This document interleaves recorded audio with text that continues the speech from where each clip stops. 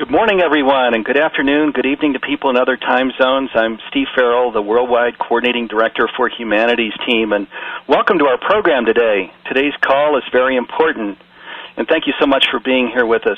Over 2,500 are registered for today's call, so we have a large listening audience. For the next hour, we will be talking about Awakening Day, a day created by Neale Donald Walsch and being planned in collaboration with Humanities Team and activists worldwide. Neale is here with us to discuss plans for this important day and to answer your questions. Neale's Conversations with God books are foundational in Humanities Team. As you know, they reveal there is only one presence, the divine, that we are all one with God and each other, and that our opportunity now is to create a new global society where we see the sacred in all of life. When we see the divine in life, we very naturally create new organizations, institutions, and processes for nurturing life on our planet. In doing so, we create a fulfilling, compassionate, and sustainable world and an earth we will be pleased to leave to our children. This is our focus in Humanities Team. We invited everyone who is part of Humanities Team to join us this morning, so we have some who are new to Awakening Day and others who have been tuned in for some time and who are seasoned activists with plans already in hand. During this call, Neale will overview what Awakening Day is about, materials you'll want to read if you can, and activities you can plan in your community. We're inviting everyone to be involved in Awakening Day this Thursday, March 12th. So if this initiative resonates, please mark this in ink on your calendar and consider during this call all the things you might plan to do on Thursday. We're encouraging everyone to devote a few hours to spiritual and social activism on Thursday. There is nothing as powerful as an idea whose time has come. The time has come to awaken, and we can all play a role. If you have questions, this call is interactive, so please put your name, country, and question in the question window on Instant Teleseminar. We'll get to as many questions as we can on the call, and Neale is responding to messages on the evolutionrevolution.net site. So if you don't get your question answered here, please go to that site and post your question.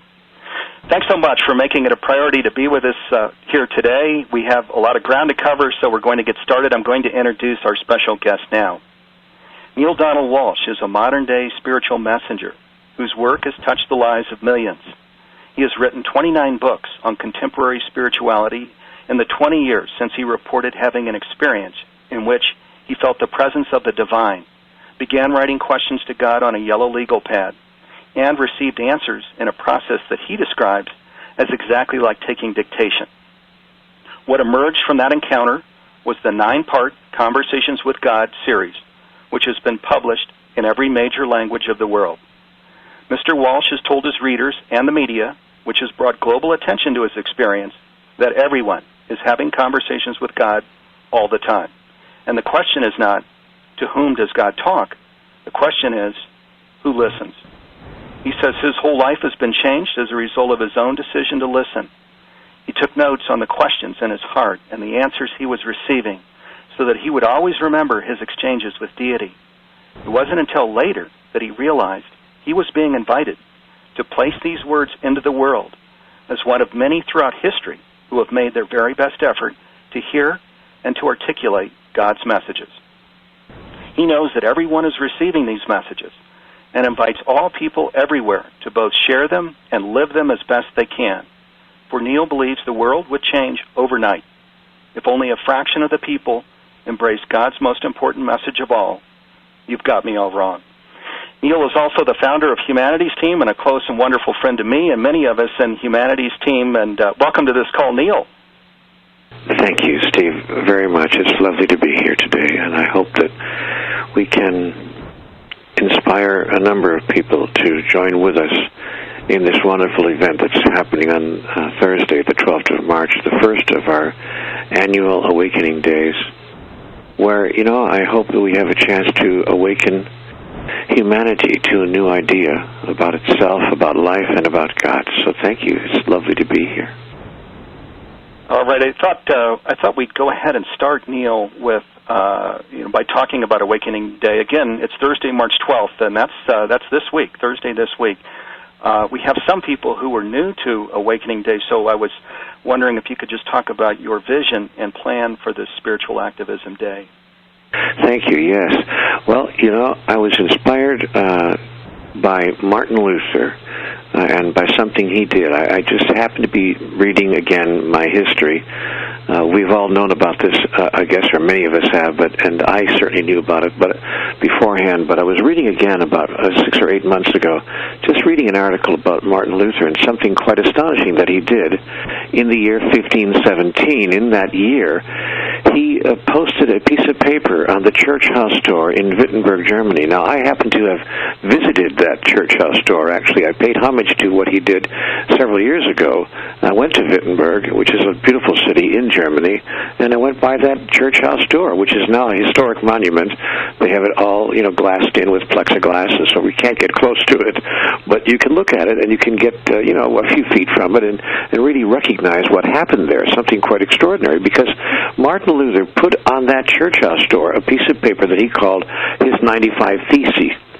And his theses, his statements, were statements of what he thought was something a little closer to the truth about God and about life than what he had been observing in the religious traditions of that time. And specifically, it was a protest. His statement was a protest against some of the practices of the Catholic Church at that time, without getting into all of what Martin Luther was protesting, just to know that single action of putting that one piece of paper on that church house door led people to read what he had to say. All those who came to church that Sunday morning read it, and some of them were so impressed with what they read that they actually copied it down. And then it got spread around. It was copied and recopied and copied again, until it was finally distributed rather widely throughout Germany and ultimately throughout Europe. That started what's come to be known as the Reformation, a period of time during which most of the practices of the Catholic Church that Martin Luther, who was a priest at the time, by the way, a Catholic priest, who most of the practices that he was protesting were changed. They were reformed. That's why it's called the Reformation. And out of that grew, in fact, the Protestant movement, because he protested. And so the Protestant movement created the Lutheran Church, built around Martin Luther's own single action, and many other Protestant churches that have arisen since then. From that grew the Renaissance, and so we see then what one single person can do when that person is embracing an idea whose time has come. So now we are living here in the 21st century, and I thought when I was rereading that history, I thought, you know what, it's time for another Reformation. It's time for another gentle, sweet, quiet, but nevertheless powerful Protestant movement. We need to protest what's going on in the world right now. We need to say, wait a minute, there's something we clearly don't understand here about God and about life. There's something we clearly don't understand about each other, about who we are in relationship to each other. There's something we clearly don't understand about the purpose of life and its function and how it was all intended to really be experienced and expressed by humanity. Maybe if we could just get a few words on a single sheet of paper, not a big treatise, not a big book, not a big, encyclopedic kind of a statement, but just a few words on a piece of paper, and tack those pieces of paper on the church house doors and the doors of every synagogue and mosque and temple and house of worship, and for that matter, on every street corner, on every shop, on every telephone pole, under the windshield wipers of every car and every shopping center. If we could simply distribute this one sheet of paper all over the world, maybe people would take notice. And then I thought, if we did it all on the same day, they surely would take notice, because if you just do it in a scattershot kind of a way, just any old day of the week, and we just do it over the next year, it's like a drop of water on a rock. It doesn't make enough impact. But I thought, what if we had several thousand people doing this on one single day of the year? And so I called it Awakening Day, March the 12th, a date that was just picked arbitrarily, just any day. It could have been any day. I just chose March the 12th because it was many months away that we could plan it. So we decided that March 12th would be Awakening Day, and that it would be part of the activism outreach of Humanity's team. And so we decided that would be what would happen, and we would. And then the piece of paper that we decided to distribute turned out to be Chapter 2 of the book What God Said. It turns out that Chapter 2 of that book, What God Said, is exactly 1,000 words long. So we called it 1,000 Words That Would Change the World. 1,000 words that would change the world include statements that are the 25 core concepts of Conversations with God. So that's what we're doing. We're taking the 25 core concepts of Conversations with God, reduced to 1,000 words, and inviting people everywhere to distribute them, and all over their city, town, or community, wherever they live. It can be done quietly, without anyone knowing who's doing it. That is, you don't have to hand them out to people and then worry about what their reaction is going to be. If you'd rather do it privately, you can do it at a time when, quote-unquote, nobody's looking, kind of like a stealth spiritual messenger.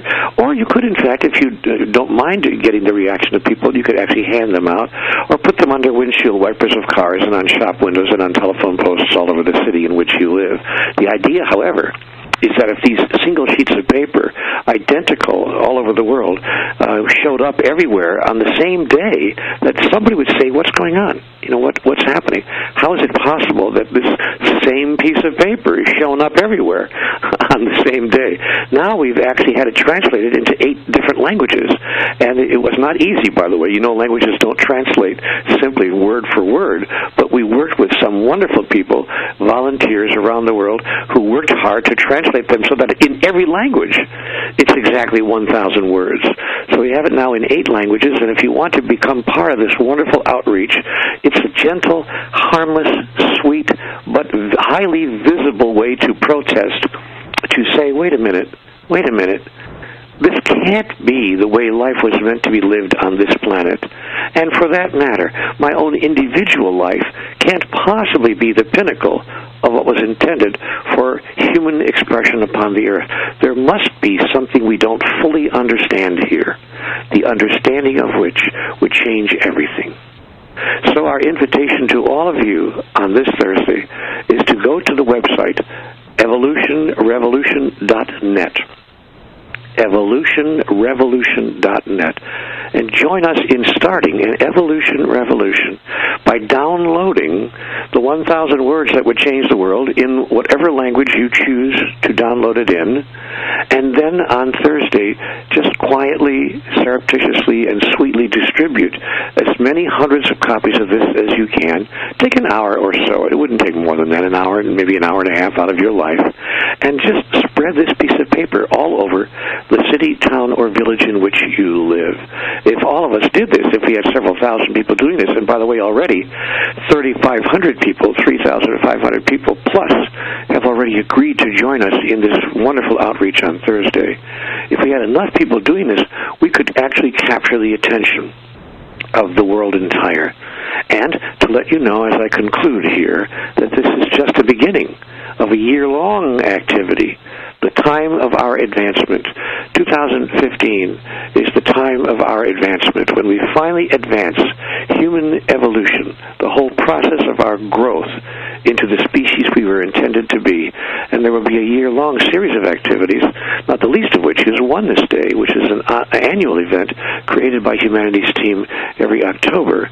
So you'll have a chance to join in not just this movement on Thursday, but a quiet but powerful, that's what we're calling it, quiet but powerful outreach that can serve to awaken humanity to its true identity and to our true destiny and to our true selves.